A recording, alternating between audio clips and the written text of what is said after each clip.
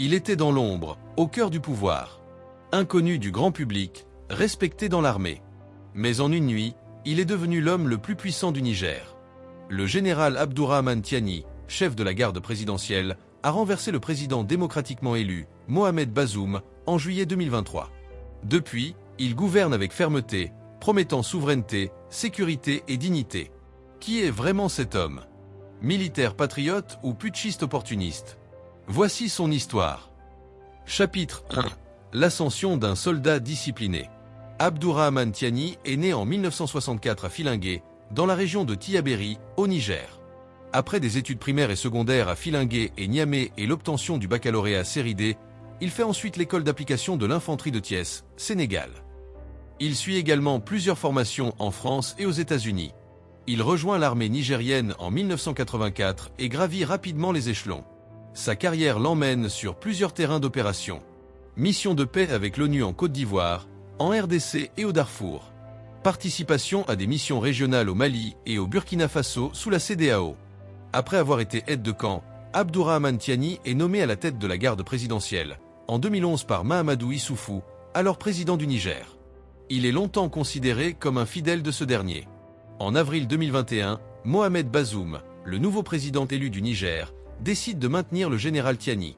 Ce dernier contribue à l'échec de 2 tentatives de putsch visant Mohamed Bazoum avant d'être l'auteur du coup d'État à son encontre. Pendant plus d'une décennie, Tiani est considéré comme un pilier de la sécurité du pouvoir. Il joue un rôle clé en déjouant des tentatives de coup d'État. Chapitre 2. Coup d'État de 2023 et prise de pouvoir. Abdourahmane Tiani joue un rôle clé dans le coup d'État de 2023 au Niger. Alors que le président Mohamed Bazoum envisage de le remplacer à la tête de la garde présidentielle, Abdourahmane Tiani prend les devants, en arrêtant Mohamed Bazoum le 26 juillet 2023. Depuis cette date, il le séquestre avec son épouse dans une aile de la résidence présidentielle. Son propre limogeage et la restructuration de la garde présidentielle étaient prévus pour le 27 juillet 2023. Il justifie son acte par l'échec sécuritaire, la corruption du pouvoir civil et l'humiliation nationale face à l'ingérence étrangère. Dans une allocution télévisée, il déclare « Nous avons pris cette décision pour préserver notre pays du chaos. » Astérisque. Le 28 juillet 2023, après 2 jours de tractation au sein de l'armée, le Conseil national pour la sauvegarde de la patrie, CNSP, est instauré et Tiani en devient le président. Chapitre 3. Le nouveau visage du Niger. Peu de temps après le coup, il procède aux premières nominations au sein de l'armée. Presque tous les chefs d'état-major qui ont rallié les membres de la junte sont remplacés, proches et alliés sont promus. Le 7 août, il nomme l'ancien ministre des Finances Ali Lamine Zeine au poste de Premier ministre et engage une nouvelle diplomatie sahélienne. Il se rapproche du Burkina Faso et du Mali, avec qui il fonde l'Alliance des États du Sahel, AES, rompant avec la CEDEAO et la France.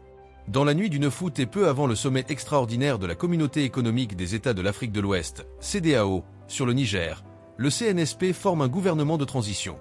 Le 11 août, il préside son premier conseil des ministres. Le 19 août, dans un message à la nation, le général Tiani annonce un dialogue national inclusif et une transition de 3 ans. Les émissaires de la CEDEAO se trouvent à Niamey le même jour et peuvent rencontrer la junte et le président déchu Mohamed Bazoum.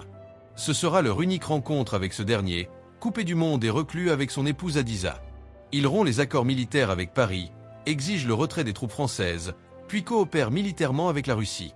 En novembre 2023, il entame une tournée diplomatique sous-régionale, affirmant que le Niger choisira ses partenaires sans diktat étranger. Chapitre 4. Une transition musclée. En février 2025, un sommet national prolonge la transition à 5 ans, avec possibilité de renouvellement. Le CNSP dissout les partis politiques et donne à Tiani le grade de général d'armée. Il est reconnu comme président de la République de transition. Le 26 mars 2025, Abdourahmane Tiani prête officiellement serment lors d'une cérémonie d'investiture à Niamey, en présence de ses alliés sahéliens. Il refuse tout salaire présidentiel et conserve uniquement sa solde militaire, renforçant ainsi une image d'austérité et de rigueur personnelle. Chapitre 5. Un style sobre mais autoritaire. Tiani est un homme de peu de mots. Il privilégie les actes au discours. Sous son autorité, l'ordre est restauré dans certaines zones insurgées. Des audits de l'administration Bazoum sont lancés. Plusieurs médias sont muselés, des figures politiques placées sous surveillance ou arrêtées. Il affirme que l'ancien régime pactisait avec les groupes armés et promet une guerre sans compromis contre le terrorisme et la corruption. Chapitre 6.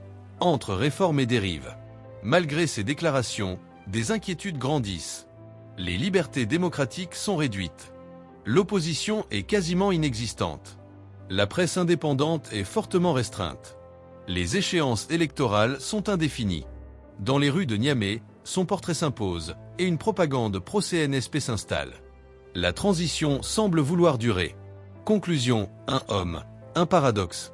Abdourahmane Tiani est un homme de rupture, porteur d'une vision sécuritaire, souverainiste et panafricaniste. Il incarne un rejet de l'ancienne élite politique et des influences étrangères. Mais son pouvoir soulève des doutes. Est-il l'homme de la refondation ou celui de la confiscation? Et toi, que penses-tu de ce militaire devenu chef d'État?